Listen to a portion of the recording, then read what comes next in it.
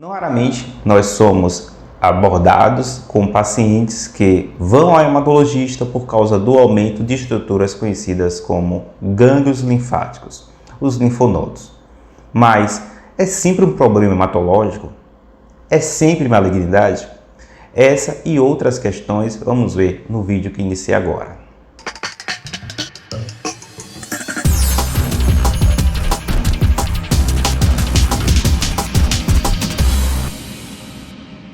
Olá, meu nome é Jeidson Cruz, sou hematologista, criador e editor do canal de hematologia Hemato na Web. Vamos ficar aqui alguns minutos falando de um tema importante e relevante para você, para outras pessoas também, acerca da hematologia ou da medicina de forma geral.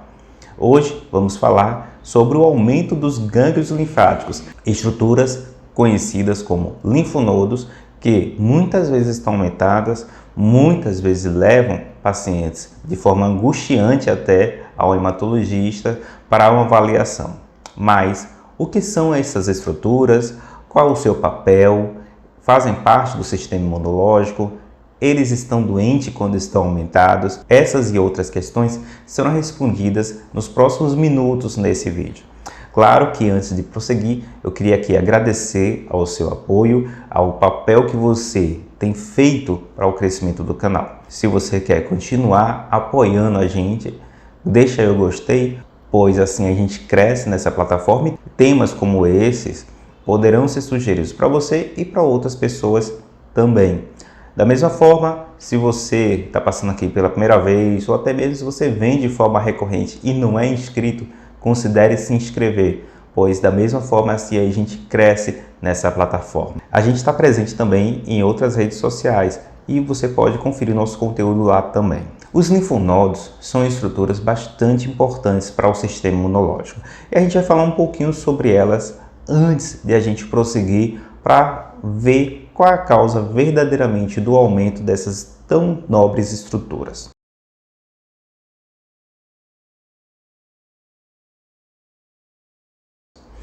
Os linfonodos, os gânglios linfáticos, são estruturas que fazem parte do sistema linfático.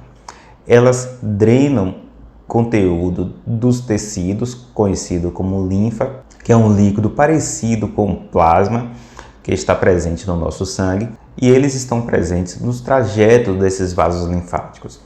Nessas estruturas, os linfonodos, há uma rede de células do sistema imunológico, que de forma estratégica estão posicionadas lá para ter uma vigilância acerca de possíveis agentes agressores ao nosso organismo. Assim, se você leva um corte, uma bactéria que pode entrar na sua pele, ela será drenada pela linfa, chegará ao linfonodo e lá dará início a uma reação imunológica, com a apresentação de antígeno, proliferação de células do sistema imunológico, dentre elas os linfócitos, e aí teremos o combate a uma infecção, o combate a uma agressão externa. Então, você já percebe por essa resumida explicação que muitas vezes os gânglios linfáticos estarão aumentados por causa de infecções. E você acertou se você acha que esse é o principal motivo do aumento dos gânglios linfáticos, o aumento dos linfonodos. É exatamente essa reação de apresentação do antígeno que é estranho ao organismo, a proliferação de células do sistema imunológico para auxiliar no combate àquela infecção, àquela agressão externa, é que levará ao aumento dos gânglios linfáticos. Qualquer infecção potencialmente pode levar ao aumento dos linfonodos. Porém, as que levam mais comumente ao aumento dos linfonodos são as infecções virais e bacterianas. Infecções virais, a gente está diante o tempo todo praticamente, desde a nossa infância. E é na infância que a gente nota muitas vezes, às vezes a mãe também chega angustiada no pediatra por causa do aumento dos gânglios linfáticos. E é exatamente esse momento de interação da criança com o ambiente em que ela está sendo apresentada a agentes do ambiente externo, como vírus e bactérias, que levará ao aumento dos gânglios. É claro que o pediatra tem que avaliar criteriosamente para verificar se há alguma anormalidade naquela resposta a ponto de necessitar de alguma intervenção. É nessa fase também que ocorre muito da nossa vacinação. E vacina é outra causa de aumento dos gânglios linfáticos. Os gânglios linfáticos, eles podem aumentar de forma localizada ou generalizada. E da mesma forma, qualquer infecção pode levar ao aumento generalizado, se ocorre manifestação sistêmica, ou seja, se ocorre manifestação no órgão todo, ou localizada. Um exemplo de infecção viral que pode levar a um aumento localizado dos linfonodos, que muitas vezes assusta, é a mononucleose infecciosa, que faz com que ocorra um aumento dos gânglios e às vezes esse gânglio aumenta de forma bastante volumosa, bastante chamativa, que muitas vezes faz com que a mãe, a criança, se dirija ao médico para verificar se aquilo não é uma malignidade. E muitas vezes confunde de fato. E a gente está diante, então, apesar de todo esse susto, de um quadro viral. Outras infecções virais, rubéola, cachumba, sarampo, chikungunya, dengue, tudo isso pode levar a um aumento dos gânglios linfáticos. E esse aumento será maior ou menor conforme a resposta daquela pessoa à infecção. As infecções bacterianas também levam ao aumento dos gânglios linfáticos. Geralmente esse aumento ele é localizado. Por quê? Porque a bactéria, entre aspas, ela entra em determinada região e aquela região tem uma drenagem linfática que aumentará os gânglios daquela região. É o que a gente vê, por exemplo, numa unha encravada, no abscesso dentário, em que, dependendo da região, ocorrerá um aumento dos gânglios. Um abscesso dentário, por exemplo, pode ocorrer um aumento do gânglio a nível de pescoço. Por quê? Porque drena a linfa daquela região para aquele linfonodo e é lá que ocorrerá muito do combate àquelas bactérias que estão levando àquela doença. Então, doenças bacterianas provocam também o aumento dos gânglios linfáticos e a gente tem que ficar atento a sinais de infecções bacterianas que levam a esse aumento. Uma bactéria que é um pouco diferente são as micobactérias. Existem dois grandes tipos, principalmente dois tipos de micobactérias. Existem várias outras, mas duas são bastante significativas para nós seres humanos. Uma é a Mycobacteria tuberculosis, que leva à tuberculose, e tem o Mycobacterium leprae, que causa hanseníase. Ambas podem levar ao aumento dos gânglios linfáticos. A tuberculose ainda vai além. Ela pode provocar um tipo de infecção chamada tuberculose ganglionar, em que, não raramente, a única manifestação é um gânglio aumentado. E a gente está diante de um quadro benigno, um quadro de uma doença micobacteriana, que é a tuberculose ganglionar, em que não raramente a gente necessitará da biópsia para confirmar o diagnóstico dessa infecção. Doenças parasitárias não é comumente uma causa de aumento do gânglio, mas pode ocorrer também, principalmente se ocorre uma manifestação sistêmica, a exemplo de malária, em que o aumento dos gânglios linfáticos ocorre por causa da necessidade do sistema imunológico de auxiliar no combate à infecção. Doenças como leishmaniose visceral podem levar também à adenopatia, ou seja, um aumento localizado ou generalizado também dos gânglios linfáticos.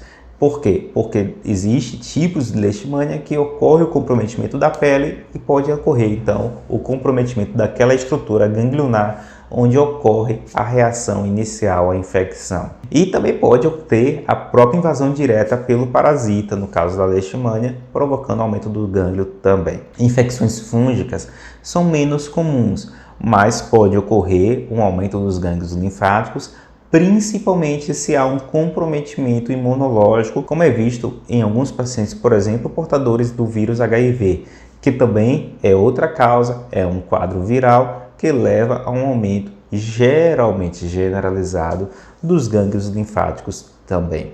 Então, essas são as principais causas infecciosas, que de longe são as causas mais comuns dos aumentos dos gânglios linfáticos que vão aos nossos profissionais médicos para serem avaliados. É claro que não é somente a infecção a causa do aumento dos gânglios linfáticos. A segunda causa mais comumente vista são as chamadas doenças inflamatórias. E aí existe as doenças inflamatórias, inclusive de origem autoimune. O que são autoimunidades? Autoimunidades é quando ocorre uma desregulação do sistema imunológico, fazendo com que células do sistema imune reajam contra a própria pessoa. É o que ocorre em doenças como lúpus eritematoso sistêmico, algumas vasculites, como a granulomatose de Wegener. E essas duas são exemplos, dentre outras, de doenças que podem levar a um comprometimento dos gânglios. E não raramente a gente faz a avaliação desse paciente e, quando nota, verifica sinais de doenças autoimunes, confirmando o diagnóstico. Doenças inflamatórias, doenças alérgicas, reações de hipersensibilidade, inclusive hipersensibilidade alimentar, podem levar também ao aumento dos gânglios, geralmente de forma regional. Assim, um paciente, uma criança que tem uma hipersensibilidade alimentar, com uma intolerância a determinados agentes, ou então até mesmo uma alergia alimentar, podem ter um quadro de aumento dos gânglios abdominais, um quadro que a gente chama de adenite mesentérica. Um outro exemplo de doença inflamatória que pode provocar aumento do gânglio linfático é a sarcoidose, que é mais comumente notado o comprometimento pulmonar, mas o comprometimento ganglionar também pode estar presente. E da mesma forma que na tuberculose ganglionar, o diagnóstico dessa patologia também será feito por biópsia. Guarde essa informação acerca da biópsia porque eu vou explicar mais adiante no vídeo. Se por um lado a causa mais comum de pacientes irem ao profissional, inclusive ao hematologista, para avaliar o aumento dos gânglios é a causa infecciosa. Por outro lado, a causa que mais o paciente vai ao médico pensando não é infecciosa, é se ele está diante de um quadro maligno, de uma neoplasia maligna. E felizmente não é a causa mais comum. De longe, a causa mais comum são as doenças infecciosas, seguidas pelas doenças inflamatórias. Mas é verdade que pode ocorrer malignidades, e essas malignidades elas podem ser de dois grandes grupos. O primeiro grande grupo é aquele formado por neoplasias do próprio sangue. Dentre elas destacamos os linfomas. Mas potencialmente qualquer neoplasia hematológica ela pode provocar aumento dos gânglios. Então, linfomas, leucemias, plasmocitomas que podem estar presentes no paciente portador de mieloma múltiplo podem levar ao aumento dos gânglios linfáticos.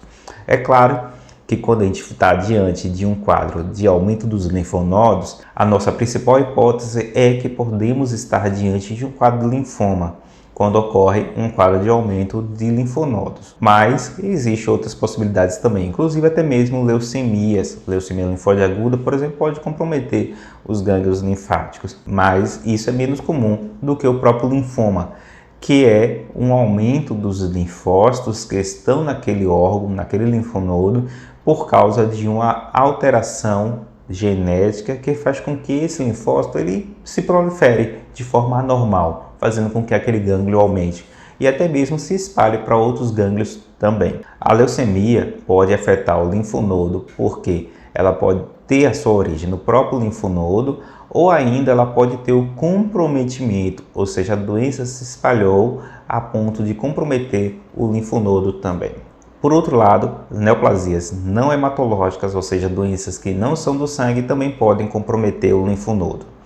É o que nós vemos, por exemplo, naquela mulher com doença mamária, um câncer de mama diagnosticado e que o médico tem que olhar criteriosamente as axilas para avaliar se há comprometimento de gânglios naquela região. Por quê? Porque a linfa, o material da mama é drenado para aquela região e pode células se espalhar naquela doença para a axila. Da mesma forma, tumores de cabeça e pescoço pode ter o comprometimento de linfonodos do pescoço.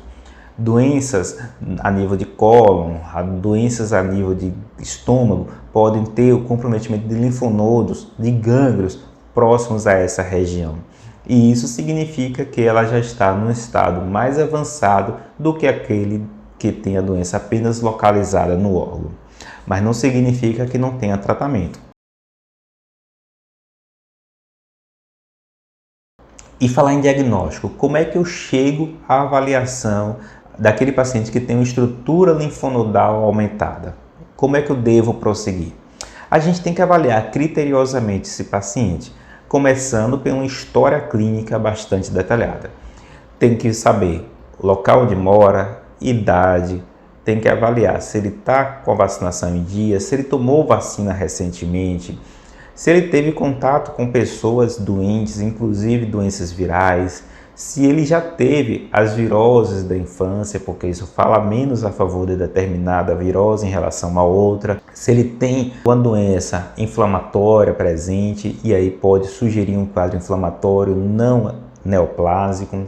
E claro, a história tem que ser juntada com o exame físico, principalmente daquela estrutura que está comprometida, que é no caso os linfonodos. Durante a avaliação dos linfonodos, quando eu vou palpá-los, eu tenho que ver qual a cadeia que está comprometida, se é a cadeia cervical, axilar, troclear, inguinal, ou até mesmo, às vezes, eu tenho que lançar mão de exames de imagem, a exemplo de tomografia e ressonância, para avaliar cadeias mediastinais, cadeias de linfonodos abdominais também. Então, exames de imagem podem ser necessários também para avaliar melhor cadeias em que eu não consigo palpar. Ainda na avaliação dos linfonodos, quando eu realizo a palpação, eu tenho que avaliar se a consistência dele é mole, se é dura, se ele é borrachudo, pois isso sugere um quadro em relação a outro. Eu tenho que avaliar se tem linfonodos aglomerados ou se eles são isolados, se todo o organismo está comprometido, ou seja, se é uma linfonodomegalia generalizada ou se é apenas uma cadeia específica, que é uma linfonodomegalia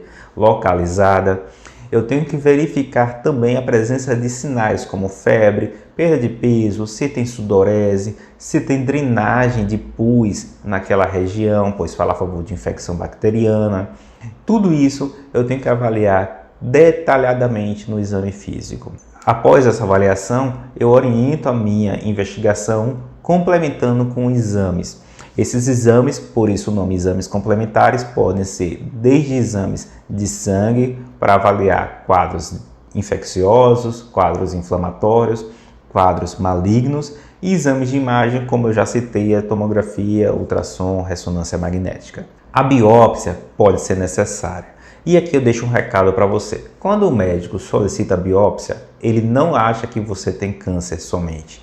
Ele quer afastar que você pode estar diante de um quadro maligno e ele quer, às vezes, confirmar uma hipótese, como o caso de uma tuberculose ganglionar, uma sarcoidose, em que não há outra possibilidade senão pela punção do linfonodo ou pela retirada do linfonodo por meio da biópsia. E aí, a biópsia é uma ferramenta muito necessária para o diagnóstico de pacientes portadores de alterações linfonodais. O tratamento, obviamente, dependerá do tipo de doença que eu fiz o diagnóstico.